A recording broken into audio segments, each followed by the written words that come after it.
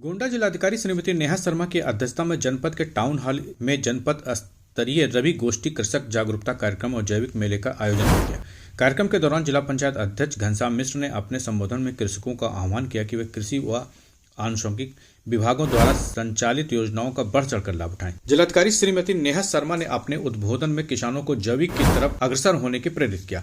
उन्होंने कृषकों को आह्वान किया कि वे सफलता के कीर्तिमान स्थापित करने वाले प्रगतिशील किसानों से प्रेरित होकर तकनीक पद्धति व खेती किसानी का कार्य सीखें, जिससे अधिक उत्पादन के साथ साथ गुणवत्तापूर्ण उत्पादन भी प्राप्त हो सके। मुख्य विकास अधिकारी श्रीमती अंकिता जैन ने अपने उद्बोधन में कृषकों को पराली जलाने के स्थान पर उनके यथास्थान प्रबंधन के विषय में प्रेरित किया। उन्होंने किसानों को कृषि में रसायनों का प्रयोग कम से कम करने की सलाह देते हुए यथासंभव जैविक पद्धति से खेती करने की सलाह दी। केंद्रीय विदेश राज्य मंत्री के प्रतिनिधित्व में रमाशंकर मिश्र ने कृषि विभाग द्वारा एवं जिला प्रशासन द्वारा कृषकों को आम जनमानस के लिए किए जा रहे प्रयासों की भूर प्रशंसा करते हुए किसानों को इसका लाभ उठाने का लिए प्रेरित किया। उप कृषि निदेशक प्रेम कुमार ठाकुर ने अपने उद्बोधन में जनपद के खाद व बीज की उपलब्धता के विषय में जानकारी देते हुए किसानों को आश्वस्त किया कि इसके संबंध में किसानों की कोई कमी नहीं हो पाएगी। साथ ही साथ उन्होंने कहा कि रासायनिक उर्वरकों की निर्भरता कृषि के लिए अच्छी नहीं है, इसके साथ अन्य किसान विकल्पों को विचार किया जाना चाहिए।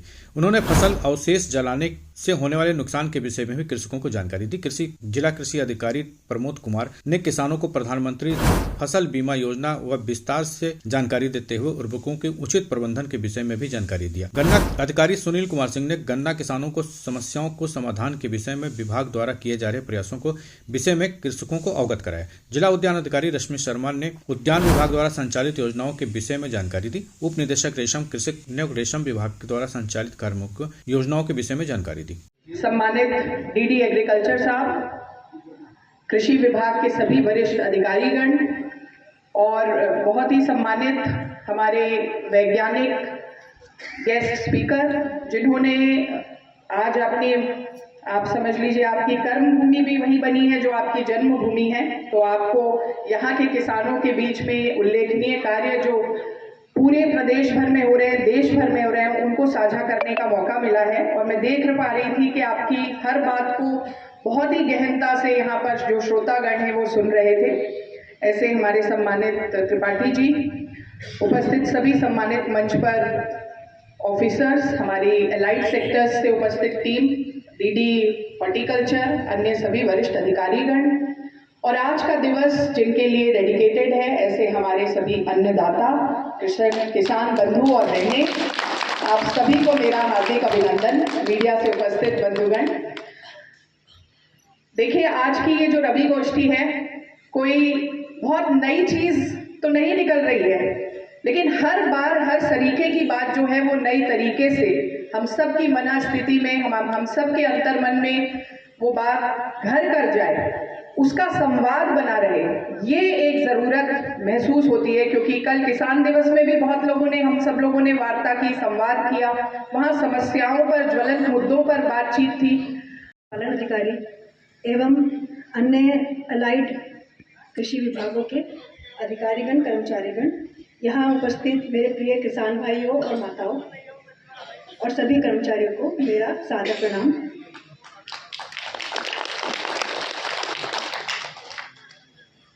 मैं अपनी बात बहुत संक्षिप्त में कहूँगी, छोटे छोटे पॉइंट्स में आपको कहूँगी। बहुत सारी बातें, बहुत सारे अच्छे सुझाव, अच्छे एक्सपीरियंसेस यहाँ पे सभी ने साझा किए हैं, तो उन्हीं में से बहुत कुछ मुझे भी आज सीखने को मिला है। थोड़ी बहुत बातें आपको प्रशासन के प्रतिनिधित्व करने के तौर पर कुछ बातें आपको कहना चाहूँगी।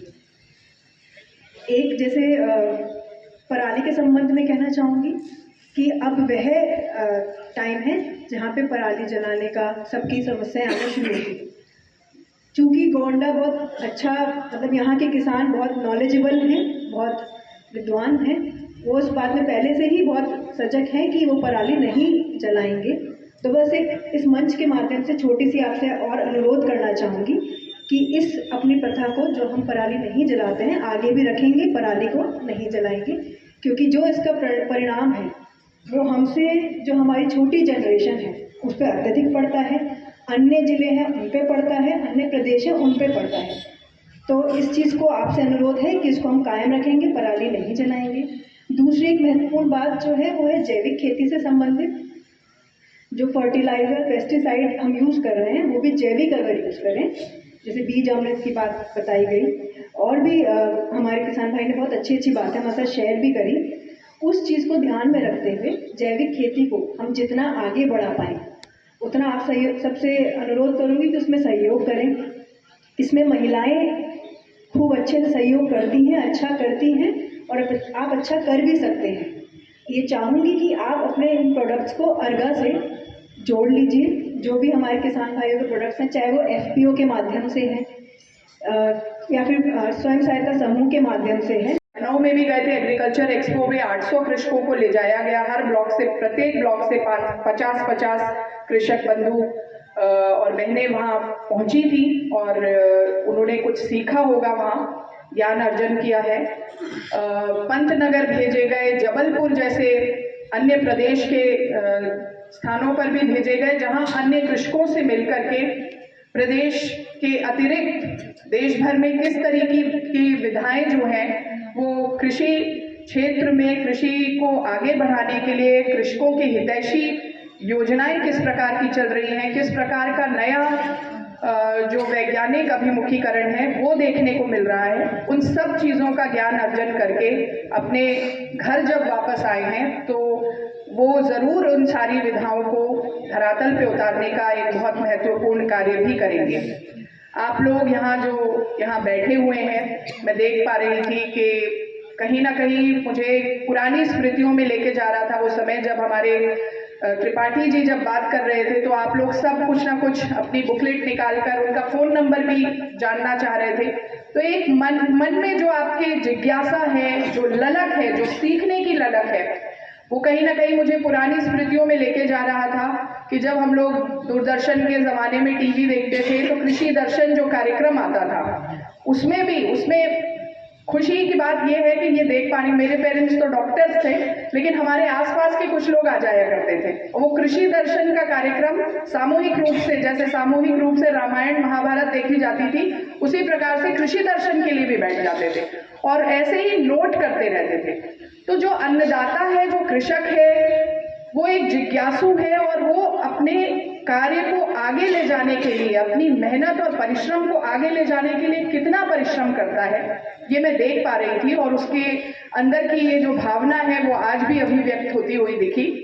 तो उन स्मृतियों को आज संजोते हुए यहाँ उपस्थित सभी लोगों को मैं आज की जो इस वैचारिक गोष्ठी है उसमें आपके आगमन के लिए, आप सबके एक संवाद जो बना है उसके लिए बहुत सारी शुभकामनाएं निर्गत करना चाहूँगी मंच के माध्यम से। और जिन बिंदुओं पर हम सब लोगों को पुनः ज़रूरत है कि हम एकाग्रचित होकर मजबूत कदम आगे बढ़ाएं, अपनी प्रतिबद्धता जो है उसे व्यक्त करें, तो उन सारे बिंदुओं को एक बार हम सब पुनः स्मरण करें जो आज हमने ग्राह्य किए हैं। चाहे वो पराली प्रबंधन हो, मल्चर्स की बात हुई। बड़ा सौभाग्य था कि परसों के दिवस जब माननीय मुख्यमंत्री जी का आगमन हुआ बलरामपुर में, तो हम लोगों को उनके सानिध्य, उनका आशीर्वाद प्राप्त करने का मौका मिला और उनके द्वारा इस बात को, उनकी समझ और उनकी जो कृषक हितैषी योजनाओं को लेकर जो उनकी समझ है और उसके प्रति उनकी संवेदनशीलता, उसको पुनः ज्ञात करने का भी मौका मिला। वे पराली प्रबंधन की ओर एक बार कह रहे थे कि देवीपाटन मंडल अपने आप में, आप अपने आप को सोचते होंगे कि NCR से तो दूर हैं, लेकिन ज़रूरत है कि हम इस जन जागरूकता के भाव को आज ही आत्मसात कर लें, हमें NCR में तब्दील होने की नौबत ना आए। तो पर्यावरण संरक्षण को लेकर के हम सब की जो सोच है उसमें उसको सुदृढ़ होने की आवश्यकता है। और निश्चित जैसा अभी आपको सीडीओ साहब ने बताया भी कि सैटेलाइट मार्किंग्स में, और आप सब विदित हैं कि बहुत अधिक संख्या में हमारे यहाँ ऐसे केसेस नहीं आते हैं, 8-9 केसेस आए हैं पराली जलाने के, लेकिन ज़रूरत है कि आज सजग होंगे तो आगे सजगता के लिए मार्ग प्रशस्त होंगे और हमारी आने वाली जनरेशन भी चीज़ों को सीखेगी। तो ये बात रखी गई थी। वहीं खाद को लेकर के भी उनका चिंतन था। खाद बीज की अवेलेबिलिटी जो है वो बहुत ही निष्पक्ष और पारदर्शी भाव से होती रहे।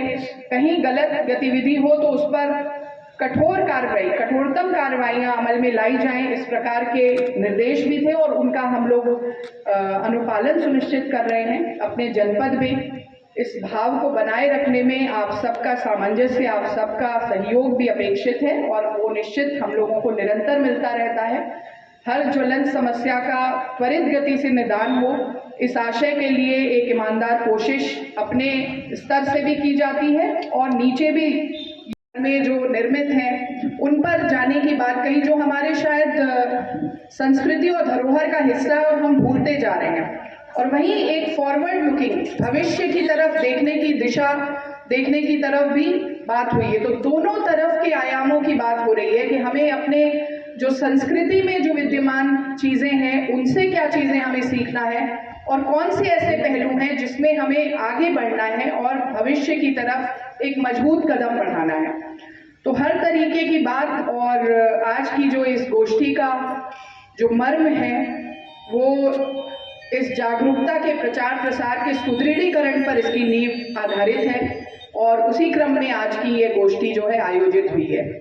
बहुत सुंदर प्रस्तुतिकरण आज एग्जीबिशन के माध्यम से भी देखने को मिला और उस एग्जीबिशन में अच्छा लगता है देख करके कि हमारे सुदूर अंचल जो हैं, जो बबनान में बैठे कृषक हैं या बेलसर ब्लॉक में बैठे कृषक हैं या अन्य जगहों पर अन्नदाता जो हैं, वो किस तरीके के सुंदर नवाचार कार्य कर रहे हैं। गोंडा जनपद में आज इस आयोजित गोष्ठी में आज माननीय जिला पंचायत अध्यक्ष जी के तत्वाधान में एक बुक भी हम लोग उसका अनावरण करेंगे, जिस बुक में आप सबके सुंदर कार्यों का एक अभिलेखीकरण है, डॉक्यूमेंटेशन है, आप सबका भी है इसमें। तो हमारे ऐसे 100 कृषकों के नवाचारों की पूरी डॉक्यूमेंटेशन इस बुकलेट में है और इसको कहीं ना कहीं हम सबको रेप्लिकेट करने की जरूरत है। जब एक कोई किसान बंधु या एक कोई एफपीओ या एक कोई क्षेत्र एक कार्य में अच्छा कार्य कर सकता है तो उदाहरण सेट होते हैं और उन उदाहरणों पे हमें उन उदाहरणों को और आगे बढ़ाने का काम, उसको और व्यापकता देने का काम जो है इस संस्कृति के माध्यम से, इस तरह की वैचारिक गोष्ठियों के माध्यम से। सभी किसान भाइयों और बहनों को मेरा नमस्कार। पराली प्रबंधन के संबंध में मैं आज आपसे वार्ता करना चाहती हूँ। हम अपने खेतों में जो फसल अवशेष बचे हैं उन्हें जलाने की बजाय खेतों में बिछाने की तरफ अपना कदम बढ़ाएं। पराली प्रबंधन से मेरा ये आशय है कि जो पराली बचती है, खेतों में जो फसल के अवशेष बचते हैं, उसको एक तरफ एकत्रित करके जलाने से हमारे जो खेत हैं उनके उर्वरकता पर एक नकारात्मक प्रभाव पड़ता है और उसकी जो जीवाणु एवं ऐसे जो कीट हैं जो हमारे मृदा के लिए, मृदा की सेहत के लिए बेहतर होते हैं, वे भी नष्ट होते हैं। तो आप सब से मैं ये आह्वान करना चाहूँगी कि पराली प्रबंधन और पर्यावरण संरक्षण, इन दोनों ही मुद्दों पर हमें मजबूती से कार्य करना है। हमें एक तरफ अपने खेतों की सेहत, खेतों की मृदा की सेहत पर काम करने के लिए मल्चिंग प्रक्रिया, जिसे पराली अवशेष को खेतों पर बिछाए जाने का मल्चिंग कहते हैं, इस प्रक्रिया को अपनाना है और साथ साथ में अपनी उर्वरकता को बनाए रखने में जो पराली का विशेष योगदान है उसकी महत्ता को समझना है और पर्यावरण संरक्षण की तरफ एक मजबूत कदम बढ़ाना है।